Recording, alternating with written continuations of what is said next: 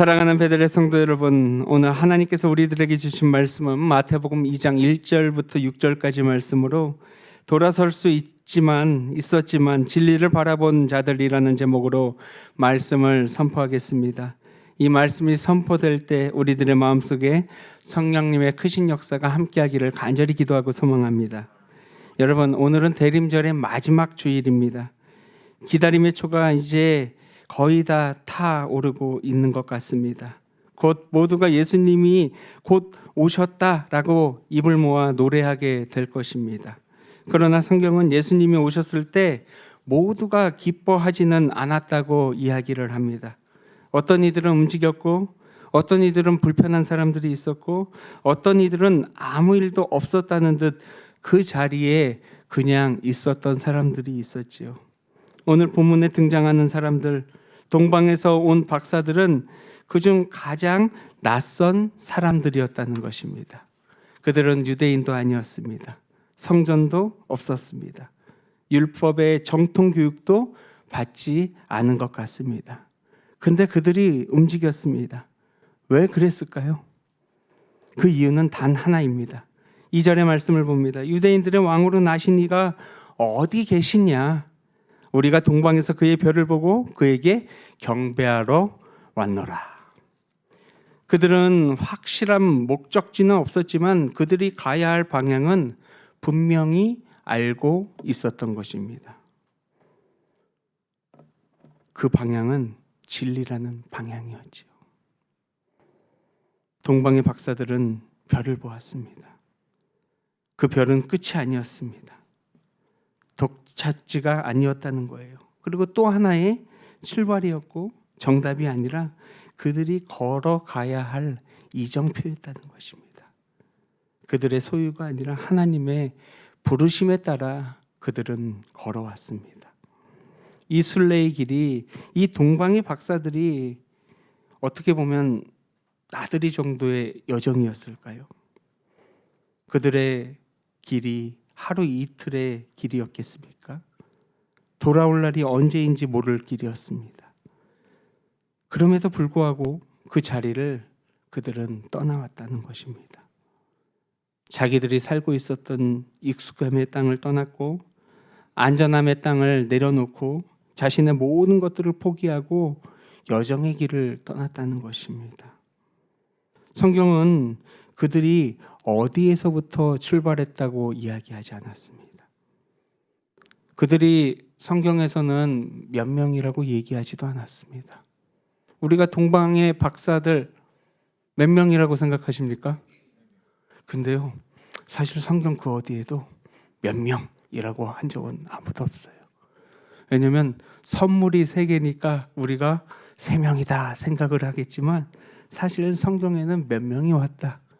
사실 구전으로는 2명과 4명과 12명이라고 이야기는 있지만 학설로는 사실 성경 그 어디에는 몇 명이라고 얘기하지 않았습니다.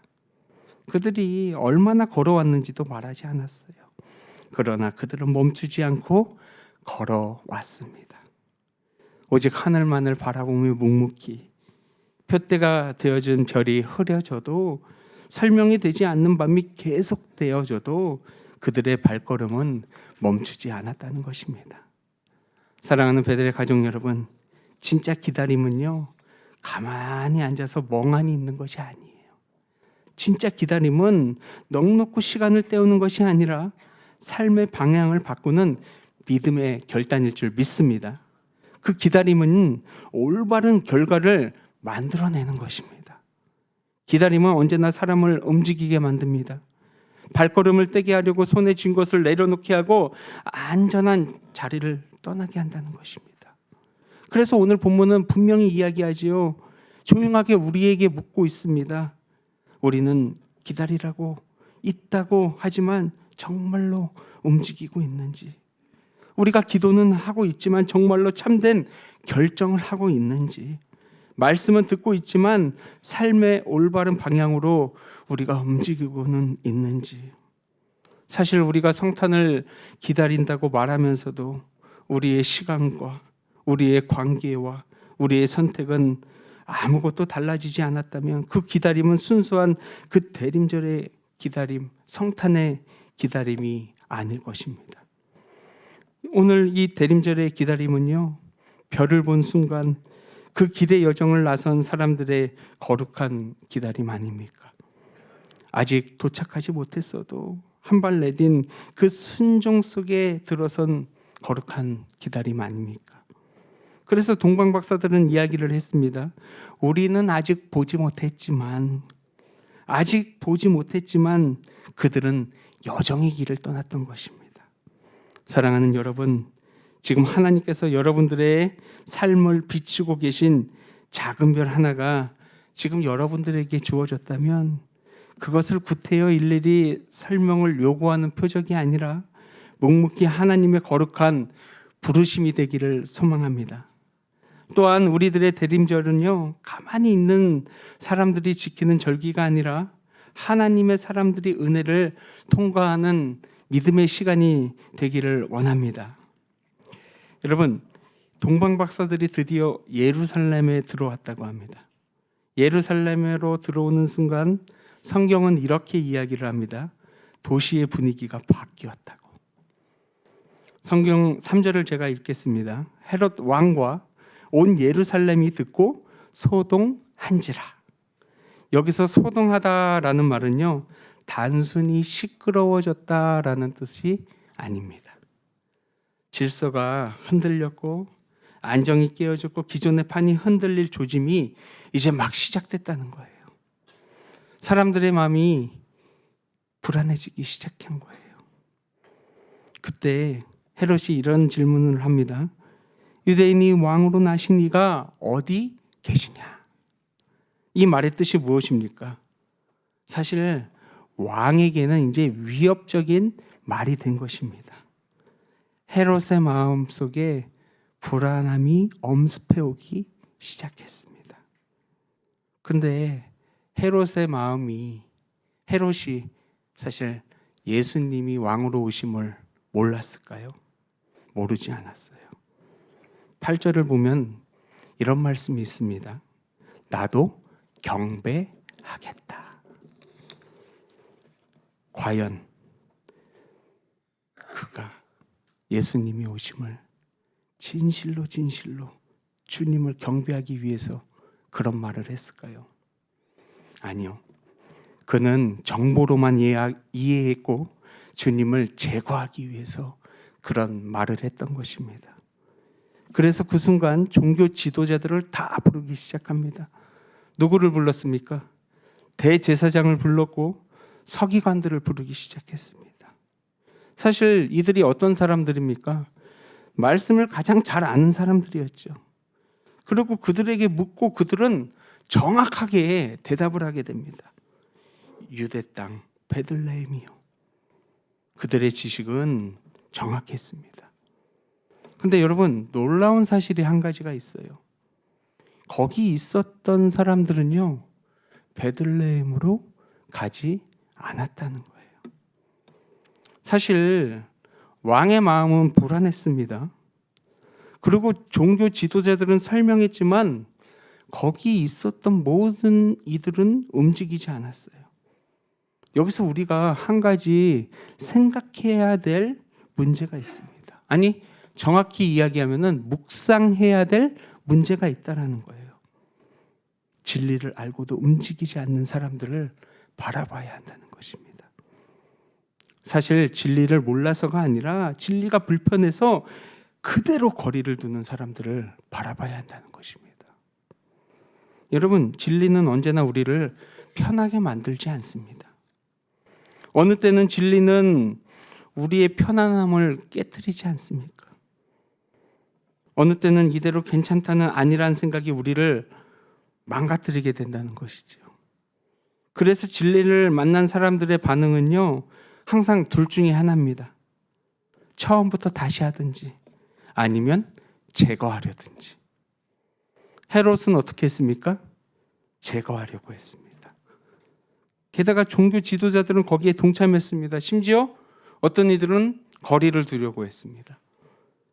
그들은 가까이 있었지만 그만큼 더 이상 움직이지 않았다는 거예요. 그들에게는 지식은 있었지만 순종은 없었습니다. 알은 있었지만 그들에게 진정한 예배는 없었다는 거예요.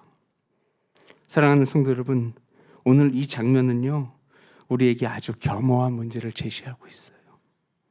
나는 지금 헤롯처럼 매일매일 불안에 떨면서 살 것인가?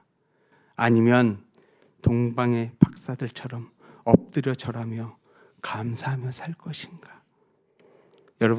여러분들은 어떠한 자들이십니까? 오늘 대림절은 그 경계선 위에서 우리를 세워놓게 됩니다. 하나님 앞에 온전히 선한 방향으로 하나님의 편에 설 수 있는 믿음의 백성들이 되기를 소망합니다.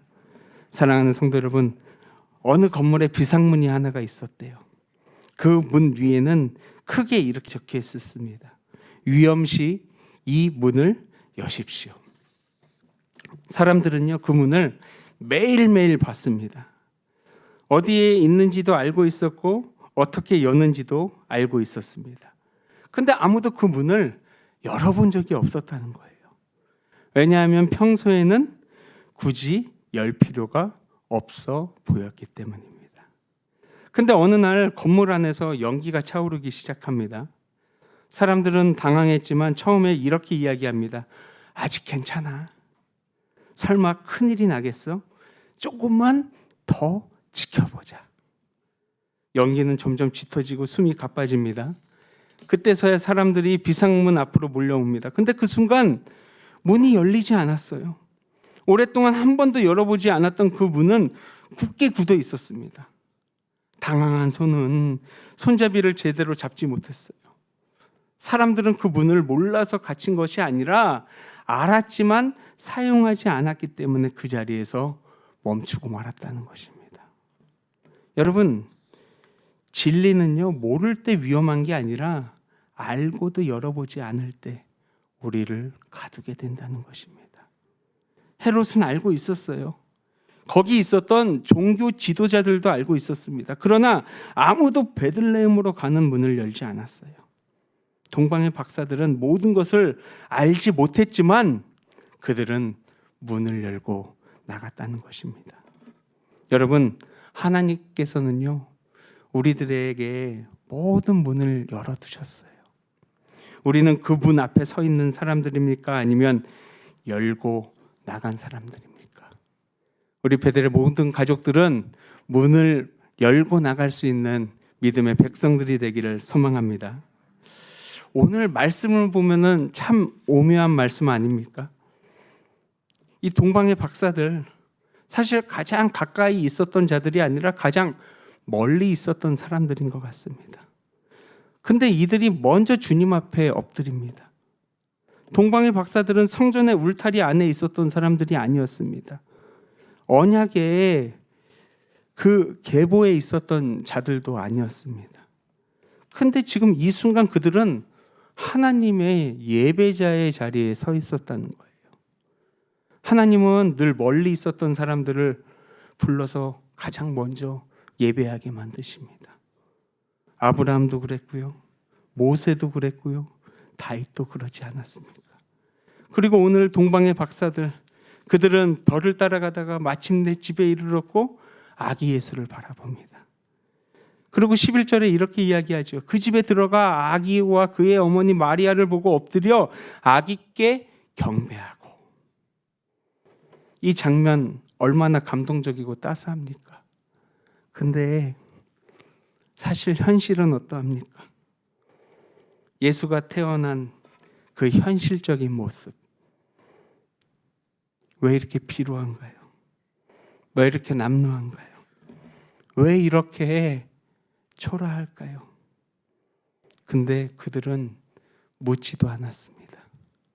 그들은 따지지도 않았습니다.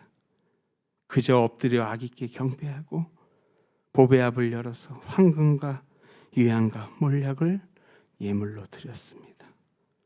그저 엎드렸습니다. 그리고 예배를 드렸습니다. 그랬더니 12절을 봅니다. 그들은 꿈에 헤롯에게로 돌아가지 말라 지시하심을 받아 다른 길로 고국에 돌아가니라. 여러분, 이것이야말로 믿음의 백성들의 인생의 보고서 아닙니까? 하나님의 예배자로 들어올 때 그 인생의 길이 달라지게 되는 것입니다. 예수를 만난 사람들은요, 예수의 방향으로 인생의 길이 달라지게 됩니다. 여러분, 대림절 마지막 길목에 여러분들에게 묻고 싶습니다. 나는 예수의 길로 머무는 자인가? 여러분, 예수의 길로 오는 자들에게는요, 하나님께서 큰 축복을 허락하셔요. 예수의 길이 무엇인지 아십니까? 요한복음 14장 6절에 보면 예수님께서 이렇게 말씀하셨어요. 내가 곧 길이요 진리요 생명이니. 여러분, 동방 박사는 길을 알지 못했지만 그 길을 떠났고 멈추지 않았어요. 오늘 대림절 마지막 주일, 하나님은 우리에게, 아니 나에게 물으십니다. 너는 지금 어디에 서 있느냐? 그리고 너는 아직도 움직이고 있느냐? 여러분, 예수의 길로, 예배자의 길로, 오직 하나님의 길로 서 있는 믿음의 백성들이 되기를 간절히 기도하고 소망합니다. 우리 나의 안에 거하라 함께 찬양 드리겠습니다.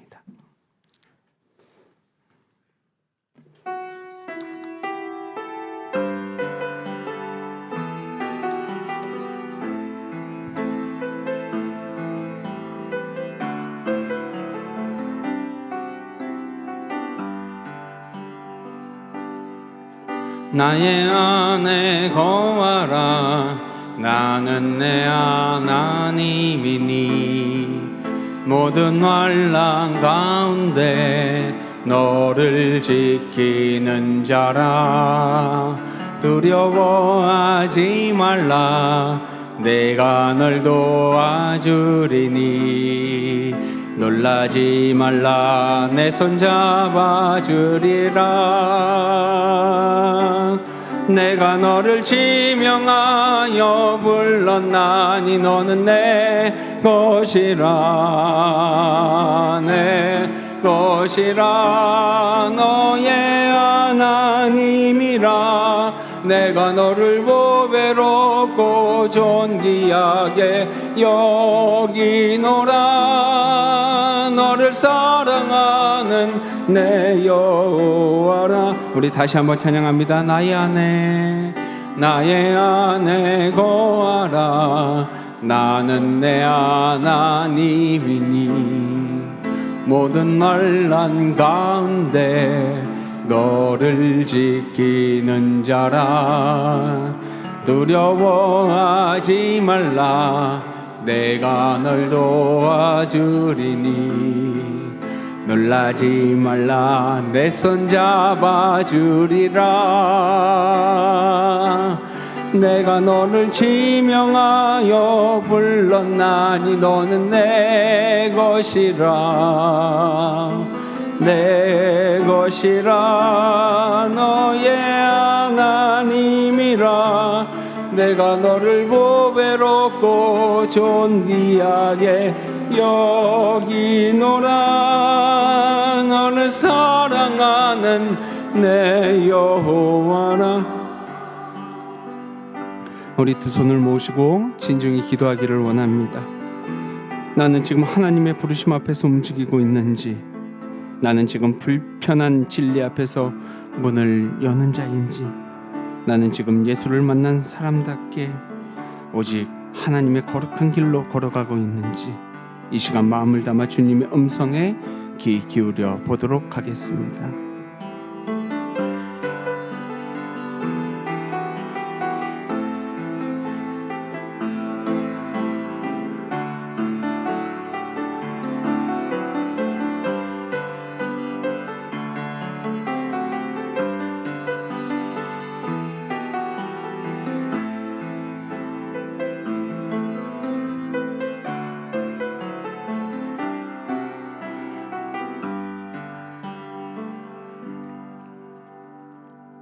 하나님 아버지, 대림절의 마지막 길목에서 말로만 기다리지 않기를 원합니다.